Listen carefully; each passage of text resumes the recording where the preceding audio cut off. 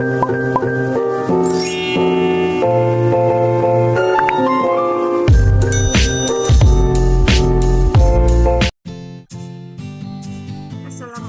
warahmatullahi wabarakatuh. Perkenalkan, nama saya Nur Alifah, NPM 2020-02-007 dari Universitas Muhammadiyah Mangunkusumo, Prodi Ekonomi Pembangunan Daerah. Di sini saya akan menjelaskan materi macam-macam akhlak. Ada 3 macam akhlak yang akan saya jelaskan. Pertama, akhlak terhadap Allah Subhanahu wa taala. Kedua, akhlak terhadap Rasulullah Shallallahu alaihi wasallam, dan ketiga, akhlak individual dan sosial.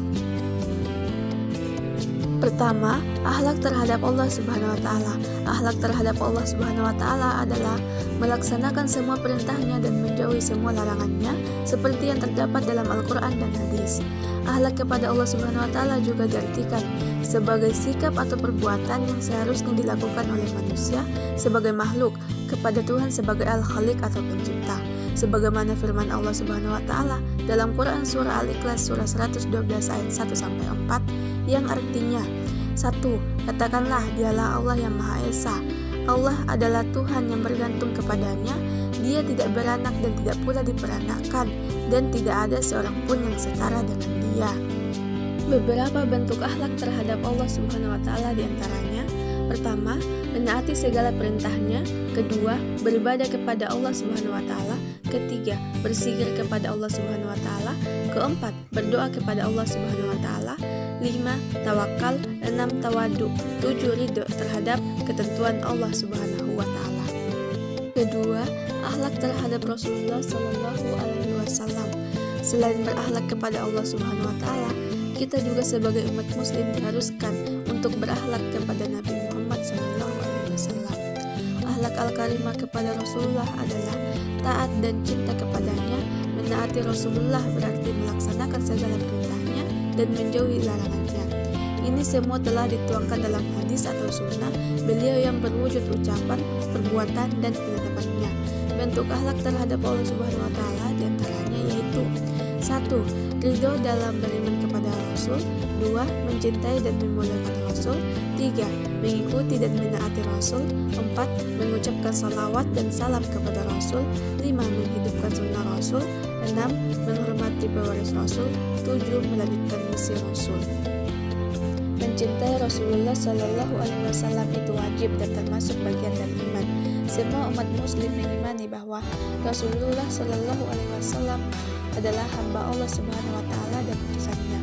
Ustazah Syarifah Halimah Al-Idrus pernah berkata, cintai Nabi Shallallahu alaihi wasallam sebisamu mencintai seseorang, rindui Nabi Shallallahu alaihi wasallam sebisamu merindui seseorang, sampai malammu tidak bisa tidur karena rindu kepada Nabi Muhammad Shallallahu alaihi wasallam. Kalau itu terjadi padamu, maka kebahagiaan hidup dunia akhirat sudah berada dalam tanganmu, sebab Allah Subhanahu wa taala pasti akan mencintaimu.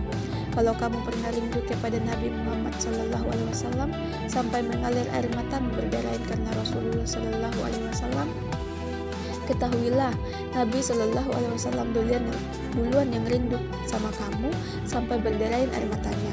Rindumu padanya tak akan pernah tertolak, cintamu padanya tak ada yang tak terbalas. Artinya, penuhi hatimu dengan cinta kepada Rasulmu, maka tidak akan pernah kecewa hatimu apabila orang lain menyakitimu.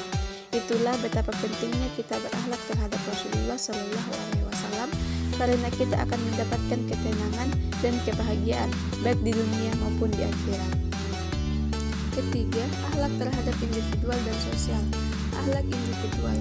Akhlak individual atau akhlak terhadap diri sendiri adalah bagaimana memperlakukan diri sendiri sesuai dengan tuntutan Al-Quran dan As-Sunnah.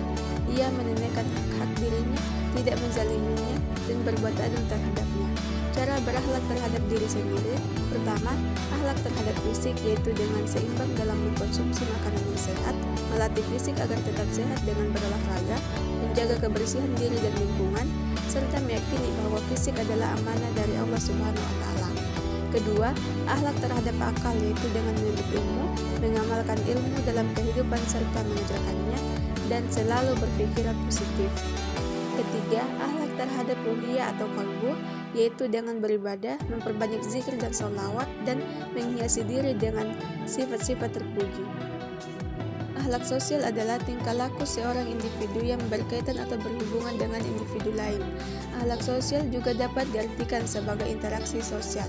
Hakikat dari akhlak adalah kebaikan serta kemuliaan diri seseorang, sebab itu akhlak sangat penting untuk diterapkan dalam kehidupan sehari-hari.